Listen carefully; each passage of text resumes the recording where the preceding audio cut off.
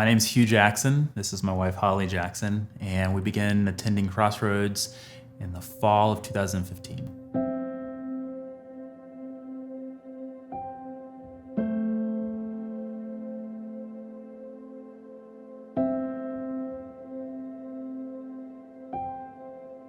We got together for breakfast, and I'm like, hey, this is how I'm feeling. I'd love to start dating and figure this out. And you were on board at that point, right?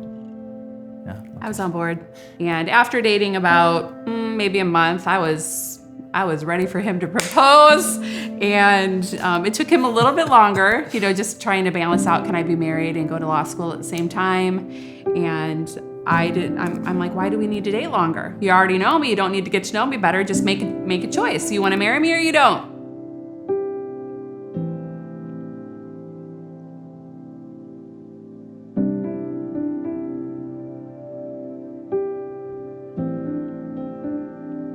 So we were just praying that, he would take the bar in July. He would take the bar in July, and that he would pass and be able to get a job right away. And then that spring, too, of his senior year, I was pregnant, and that was kind of the start of our journey to parenthood. Hugh ended up having to rush to the hospital to meet me because I started going into labor, and at that point, the doctor said that there was nothing that they could do. So it was really shocking to us that God had a different plan for us during that time. And what the Lord had brought to mind for me was, if I'm going to give you this gift of your husband, and it was a good gift, I look at what else I could do in your life.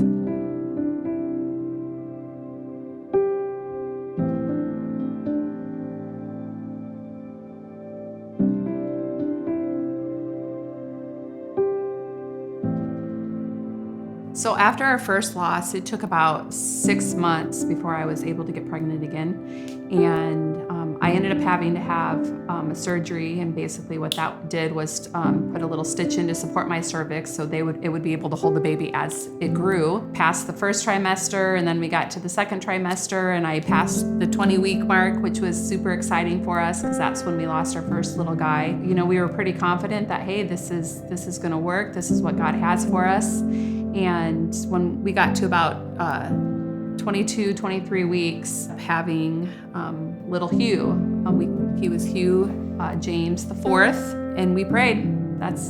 Just those 2 weeks when he was at Children's Hospital, we had so many people praying for us. And on July 15th, the Lord had chosen to take him, and he passed away about 2 weeks later. And I just was like, well, of course the Lord is going to save him. And what a story of God's goodness and grace, and just that the Lord took this little baby at 23 weeks and saved him and made him whole. And so when the Lord did choose to take him, it was really hard, and we were really sad. The second loss just seemed to hit home in a way for us, at least for me, recognizing like maybe for whatever reason, Lord, you may not have for us to have our own kids. And that I'd never even contemplated that question before, but recognized that if I truly trust the Lord with everything, could I trust him with the idea of us not having children?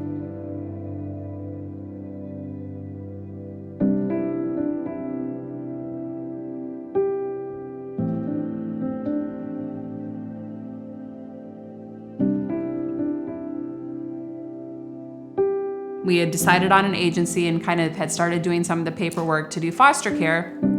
And I had an acquaintance in Florida, an adoption attorney there, who had just kind of matched them with different families within their church. And she had a mother who was looking to give her baby up for adoption. And she asked us if we would be interested in seeing if this is what God would have for us. Within 2 weeks, which seemed like an eternity for us, but obviously is quick in the whole scheme of how these things work. The birth mother had selected us, bought tickets to go out to Florida. We spent the next 72 hours, or Hollie spent almost the entire next 72 hours, like with this birth mother in the hospital. And at the end of that 3-day period of time, we had our first little one, Hattie Joe Jackson. God gave me a love for Hattie that I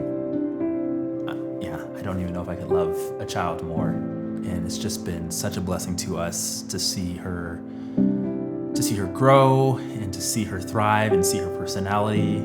Just as time has gone by, like Hugh has said, she is a joy in our lives, and we love being mom and dad to her.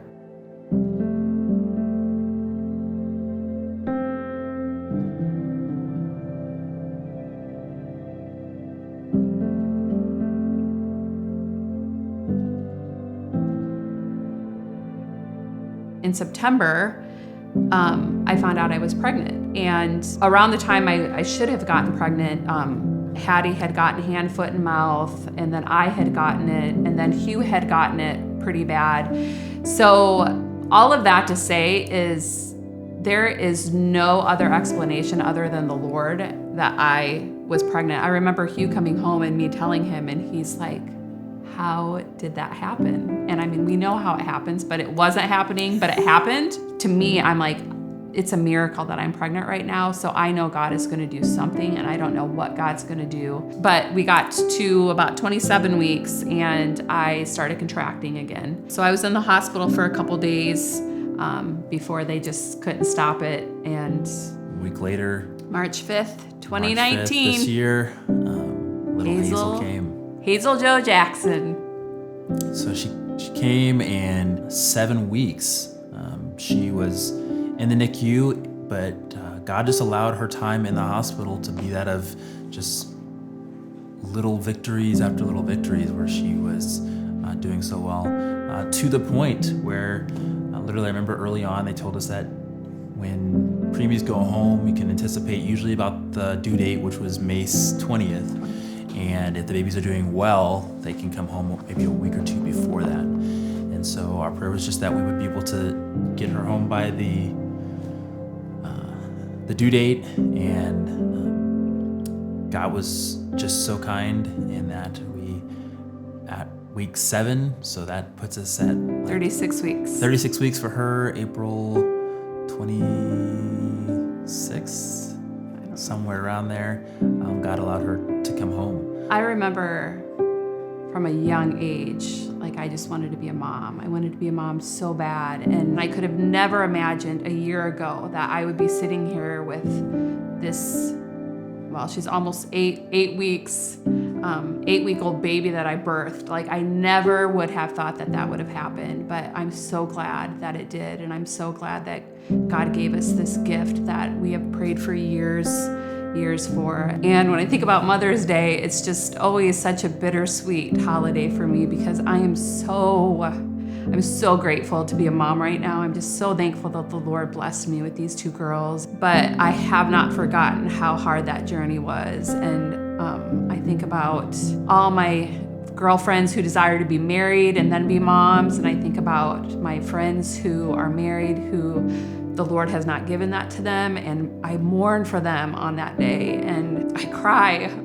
a lot that day just thinking about that, and just thinking about our own journey and how the Lord has said wait, and how my plans have not been the Lord's plans. But yet going through suffering, it is a refining time. And as hard as that was, I wouldn't trade that, because I see what God has done through those situations, and through the loss, and also through our gain. I can honestly say that God is good, and God is sovereign, and His ways are best.